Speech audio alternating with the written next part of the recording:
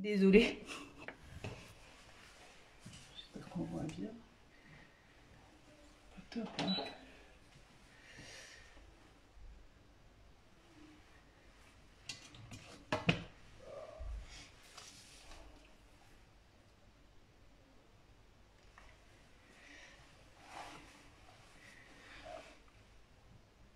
Personne de connecté encore.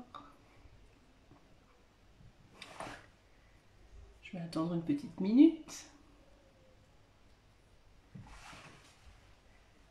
Voilà, quelqu'un, je ne sais pas qui c'est.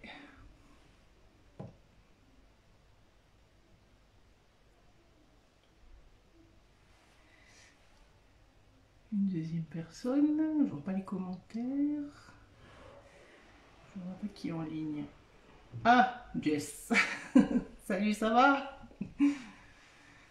Bon, bah écoutez, on va commencer, parce que bon, la plupart, il y a beaucoup de gens qui regardent en replay en fait, donc voilà, on va pas attendre, hein. Bonsoir, j'espère que vous avez passé tous un bon week-end et un bon dimanche avec le beau temps. Alors, c'est une petite recette improvisée, hein. Ce soir, bon, on a bien mangé à midi, donc souvent le dimanche soir, on fait light. Donc là, ça va être une petite soupe et puis des petites crêpes soufflées. On va faire donc dans l'empreinte petit four, donc l'empreinte de 48 pièces, donc juste top pour nous trois. Voilà, ça peut servir d'apéritif ou alors repas. Les enfants adorent aussi. Donc je viens de rincer mon moule, hein, parce que ça fait un moment que je ne l'avais pas utilisé, donc pour éviter qu'il y ait de la poussière dessus quand c'est dans les placards. Puisque c'est quand même statique, hein, la matière, donc vaut mieux toujours rincer avant d'utiliser. Je vous montrerai aussi à l'occasion la technique pour les sécher. Donc pour les crêpes soufflées, on n'a pas besoin de grand chose, on a besoin de 2 œufs, un quart de litre de lait, 120 g de farine, du sel, du poivre. Et donc dans nos empreintes, on va mettre donc moi je mets toujours des allumettes de lardon parce que c'est beaucoup plus petit, parce que l'empreinte elle n'est pas très très grande. Donc les allumettes c'est plus fin, donc c'est mieux de mettre des allumettes plutôt que des lardons, voilà, parce que c'est plus grand. Et donc du fromage râpé. Donc on va commencer par mettre nos 200 g de lardon. On va répartir donc dans les 48 petites empreintes. Bon, je vais déjà ouvrir. Voilà, alors j'en mets 3, 4. Hein. Après, on peut toujours, si on en a de trop, les répartir. Donc là, j'ai déjà ouvert. C'est une barquette où il y a deux petits paquets. Hein. C'est divisé en deux, donc il y a 100 g et 100 g. Donc, je vais faire la moitié. Et ensuite, donc, on va préparer une petite pâte à crêpes vite faite que je vais préparer dans mon pichet verseur, parce que les empreintes petit four, bah voilà, c'est petit. Hein. Alors, si vous mettez ça avec un bec verseur, là, c'est vraiment top parce qu'il est vraiment affiné à l'avant, donc il rentre bien. C'est top pour remplir les empreintes, surtout des petites comme ça. Donc voilà.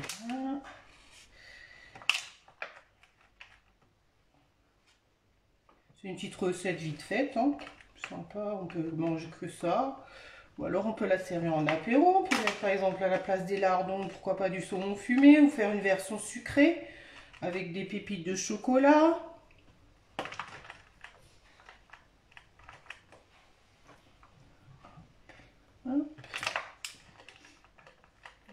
C'est épais ces allumettes. Et donc ensuite on va mettre donc notre préparation, notre pâte à crêpes qu'on va verser donc dans les empreintes, et on mettra du fromage râpé dessus. Alors là je vois qu'il n'y en a pas tellement, donc je vais en rajouter là aussi. Hop.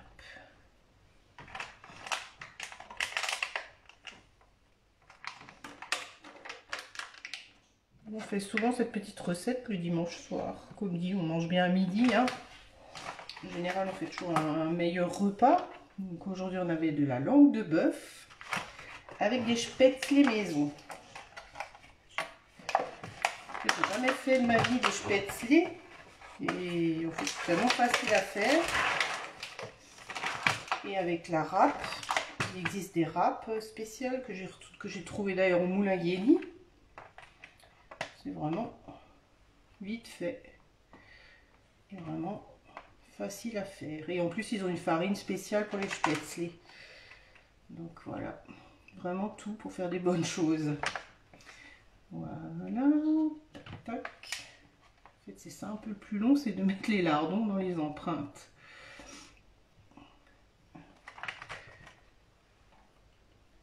Donc après, hein, vous pouvez faire comme je vous disais, avec ce que vous aimez. Si vous êtes plutôt sucré, vous mettez des pépites de chocolat ou des petits morceaux de, je sais pas, des poires. Donc après, ça va gonfler dans le four et ça va ressortir. Ça va être assez impressionnant quand vous regardez la cuisson. Parce que comme dit, ça va faire une boule, mais après ça va un peu retomber. Donc la cuisson, ce sera une demi-heure à 200, mais bien sûr à surveiller. Il ne faut pas qu'elle soit cramée. C'est toujours pareil, hein, ça dépend du four. Hop, je crois que là j'en ai mis trop de certaines empreintes. Je vais en récupérer un petit peu.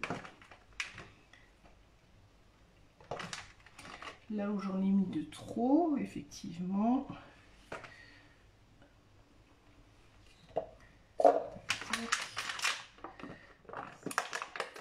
Donc ça c'est aussi une recette, en général on a toujours ce qu'il faut à la maison. On a toujours des lardons ou du jambon et des œufs, de la farine, sel, poivre. Voilà. Donc j'ai rempli mes petites empreintes. Il y en a où il y en a un peu plus que d'autres. Voilà. Je vais aller me laver les mains. Et on va préparer la pâte.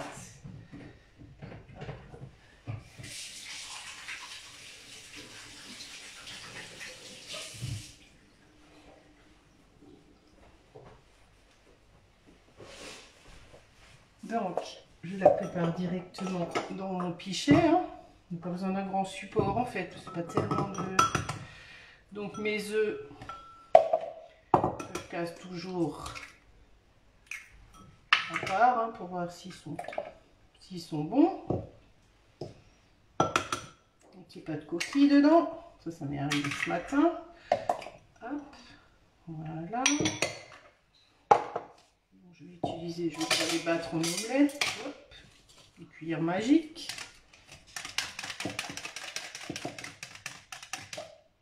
Je vais rajouter mon lait. Donc un quart.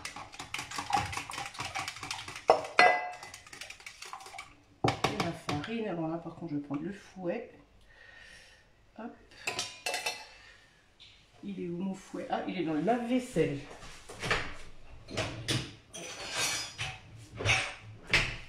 J'ai utilisé ce matin, il est lavé. Donc ma farine. Je mets un petit peu, hein, je le fais en 3 fois. Pour que ma pâte ne fasse pas de grumeaux. Vous voyez, il n'y a vraiment pas grand chose hein, au niveau de pâte. Hein. En général, je fais le double, voire le triple quand je fais une pâte à crêpes, une crêpe partie, voire avec 1 litre de lait.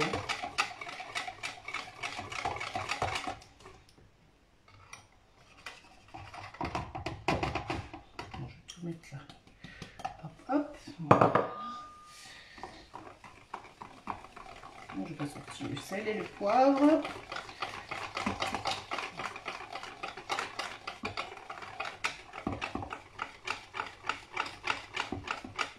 Je vais vite. Hop.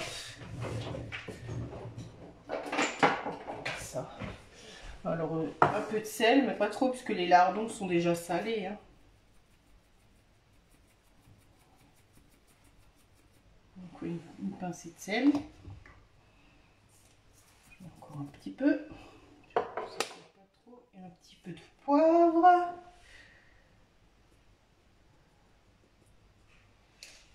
Voilà. Et on cuit.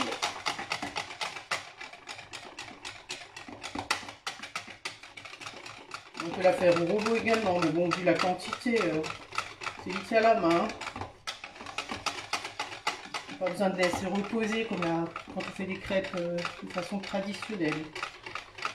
Je vais juste enlever les commentaires. Je regarderai tout à l'heure. Hop. Voilà. Tac, tac. Et donc maintenant,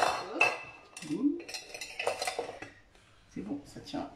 Et donc maintenant, je vais remplir mes empreintes. Donc, si j'en mets à côté, c'est pas grave. Donc on va pas les remplir totalement. Hein. On fait quand même doucement parce que vu qu'il y a les lardons, le temps que le liquide atteigne le fond.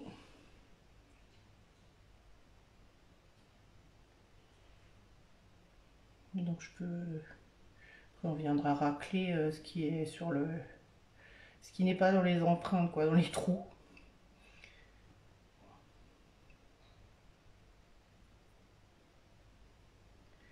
Voilà. Après, dans cette empreinte, vous pouvez faire des petits fours, des petites préparations salées, sucrées. Ça donne, bon, elle est sympa parce qu'il y a déjà beaucoup de pièces. Hein, il y a 48, donc quand vous avez du monde pour l'apéritif, si vous êtes nombreux.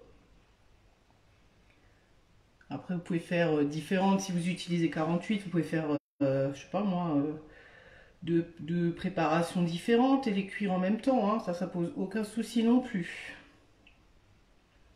Vous n'êtes pas obligé de faire la même chose dans toutes. Vous pouvez faire du sucré, du salé. Bon, après, il faut voir au niveau de la température du four. Le temps de cuisson, bon, si vous devez le faire, ça vous adapter. Hein. Selon le temps de cuisson, vous pouvez toujours sortir la partie qui a le moins besoin de temps de cuisson. Ça va encore, je ne fais pas trop à côté. Je fais pas trop vite non plus. Hop.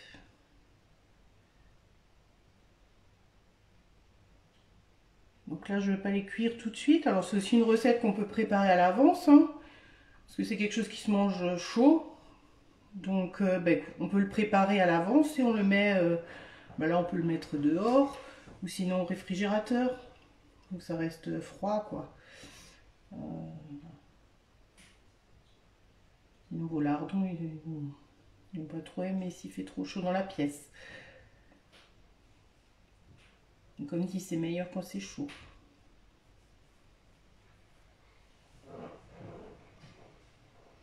Voilà. J'espère que j'ai assez. Il y a toujours, ça m'est déjà arrivé aussi quand je les ai faites. Il y avait 2-3 où j'avais plus assez de pâte. Voilà, ça va aller, j'aurai assez. Après, on répartit. Hein. Il y en a toujours où il y en a un petit peu moins. Ouais, voyez. Voilà. Oups, ça.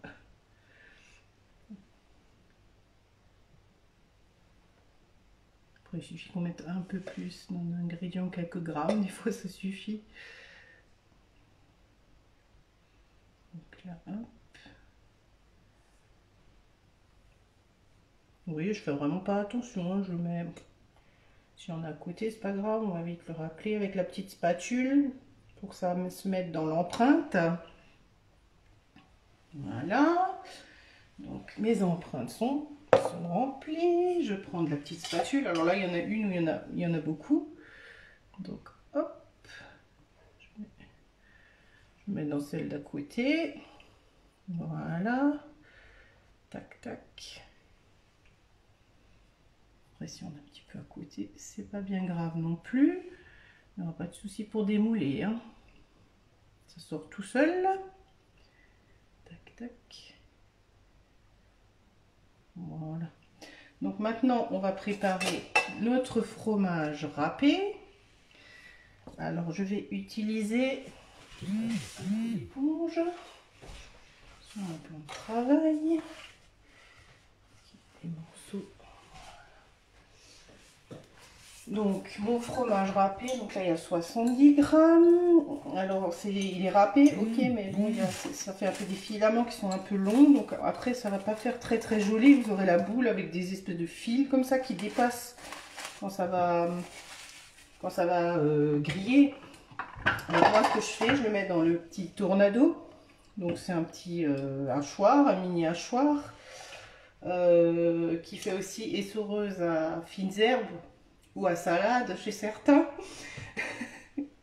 Donc il y a comment ça s'appelle, une petite spatule en bas que vous pouvez enlever selon la préparation que vous faites. Donc c'est pratique parce que quand vous avez la masse qui est en dessous, quand on tourne quand on tire sur la ficelle, en fait ça ramasse bien ce qu'il y a au fond et donc ça hache bien. Vous pouvez même hacher même du fromage entier en petits cubes. Bon, faut pas que ce soit un fromage trop dur non plus. Ou des amandes ou des noisettes, mais bien sûr en petite quantité. Hein. Vous n'allez pas hacher 250 grammes de noisettes avec ça. Donc c'est livré avec donc, le fameux panier. Et vous avez également un petit couvercle qui se met dessus. Donc si vous avez fait trop de préparation et que vous voulez le conserver, vous mettez le couvercle dessus. Et bien sûr la petite protection pour les lames. Donc bon, on peut le mettre au lave-vaisselle, mais personnellement je trouve c'est tellement vite lavé. Et après le plastique il devient moche en fait. Donc moi c'est vrai je le lave à la main. Ça a aussi évité de le laver au lave-vaisselle parce que déjà il y a la ficelle à l'intérieur. Donc voilà, système, hein, on se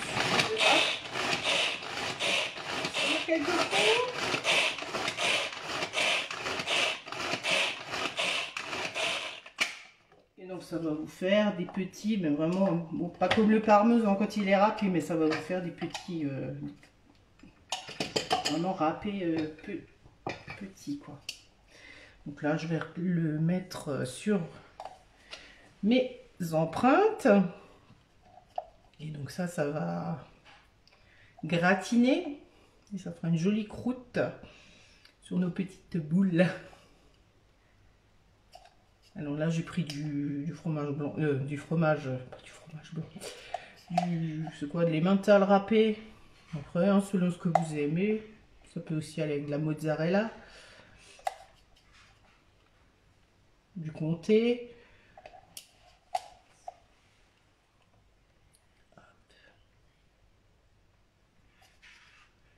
Tac tac. Voilà aussi. Je ne mets pas trop parce que pas qu'après j'en ai pas assez. Bon, au pire, hein, j'en ai toujours encore dans le frigo. Mais disons 70 grammes, ça devrait suffire. Hop. J'espère que vous voyez bien. Alors si vous êtes en train de m'écrire, je vous réponds tout à l'heure parce que là je suis sur le... En fait je filme avec mon portable. Et donc c'est petit, hein, je suis un peu, enfin je suis myope, donc je vois pas grand chose. Donc je répondrai tout à l'heure si vous avez des questions aussi, n'hésitez pas. Il y a peut-être des personnes qui connaissent pas encore les Flexipans. Les Flexipans ça existe depuis une 60aine d'années. C'était depuis 25 ans pour le grand public puisque cette année la société fête ses 25 ans. Mais ils ont créé les Flexipans, le fameux filet à baguette, donc utilisent les boulangers. Donc c'est Guy de Marle qui a créé ça.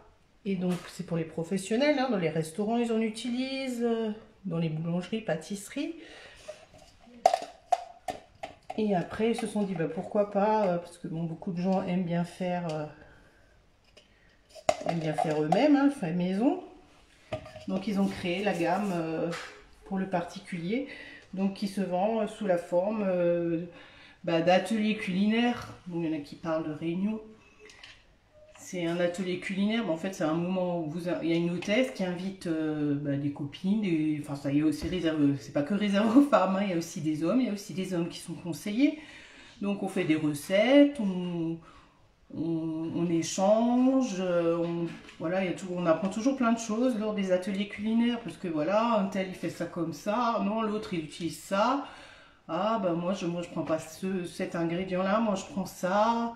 Enfin, on apprend toujours plein de choses, c'est toujours riche et convivial, et puis on rigole bien aussi, hein, faut dire, parce que des fois il y a des ratés, hein. Il y a des petits couacs, mais bon voilà, c'est sympa, on rigole bien. Et donc la personne qui reçoit l'atelier culinaire chez elle reçoit des cadeaux selon les ventes qui sont donc effectuées lors de cet atelier. Donc voilà, donc moi je présente donc depuis peu, hein, depuis le mois de juin, j'ai commencé. Bon, c'est après le premier confinement, je pensais pas qu'on allait être reconfiné, mais bon, voilà, c'est comme ça. Donc c'est pour ça aussi que je fais des lives régulièrement, en semaine à 18 h. Voilà, et ouais, c'est sympa, apparemment ça plaît, donc voilà, je continue. C'est sympa. Donc si vous avez des questions, ou si vous voulez qu'on travaille sur une empreinte en particulier, bon, je les ai pas toutes, hein, parce qu'il y en a quand même un certain nombre. J'en ai déjà pas mal en tant que cliente, mais ou alors on peut faire une recette, même si on n'a pas forcément le moule, on peut l'adapter dans un autre moule. Bon là maintenant pour les crêpes soufflées, dans un plus grand moule, je sais pas. J'ai pas encore testé, peut-être que ça marcherait, mais bon après ça fait des... Parce que là ça fait la taille, ouais, on va dire un peu plus petit qu'une balle de... Ouais, on va dire une balle de golf, je suis en train de chercher... comparaison de la taille, disons, ouais, ça fait la taille à peu près d'une balle de golf. Donc après, si vous avez une taille un peu plus grande, après pour le manger, c'est pas évident, quoi. Donc voilà. Donc n'hésitez pas, si vous avez des questions, si vous avez besoin d'infos, si vous voulez peut-être organiser un atelier chez vous, malgré qu'il y a le confinement, il y a la possibilité de le faire en digital, c'est-à-dire moi je peux venir chez vous dans le cadre donc de mon activité, je suis autorisée à aller chez vous et on peut le faire avec des gens, vos invités, sous forme en vidéo. Donc là ce sera pas comme un live ce que je fais sur Facebook, ce sera vraiment un échange, on sera que le petit comité, l'hôtesse, les invités et moi. Donc il y a toujours cette partie échange. Le seul point qu'il n'y aura pas et qui plaît aussi surtout, c'est la dégustation à la fin. Donc ça, bon après à moins que les gens n'habitent pas trop loin, à la limite on peut faire une livraison. Mais voilà, ça c'est un peu le côté négatif de la chose. Mais bon voilà, il faut, voilà, on fait avec, hein, on n'a pas le choix. Donc si vous avez des questions, n'hésitez pas. Des questions sur les produits, si vous voulez commander quelque chose parmi les ustensiles, parce que bon, c'est pas que les Flexipans, hein. Guy de Marle, il y a aussi beaucoup d'ustensiles qui facilitent la vie. C'est des ustensiles qui ont peut-être un certain coût, mais qui durent, parce qu'il y a des choses que j'ai depuis, ça fait quoi, même pas une dizaine d'années que je connais Guy de Marle. Et j'ai des choses que j'ai depuis le début que j'étais hôtesse, quoi. Donc vraiment c'est des produits de qualité, hein, des produits professionnels. Donc voilà. Il y a aussi donc oui, il n'y a pas que les Flexipans, il y a des accessoires, il y a un robot culinaire multifonction et une machine de mise sous vide. Voilà. Écoutez, plus qu'à mettre au four. Donc là pendant une demi-heure à 200 degrés à surveiller, hein, parce que ça va gonfler. Ne prenez pas peur. Et puis on se retrouve très bientôt. Je vous souhaite une très bonne soirée, un bon appétit. Au revoir.